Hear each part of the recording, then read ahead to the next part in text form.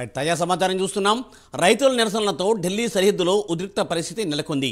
ఢిల్లీకి రాకుండా రైతులను పోలీసులు నిలువరిస్తున్నారు.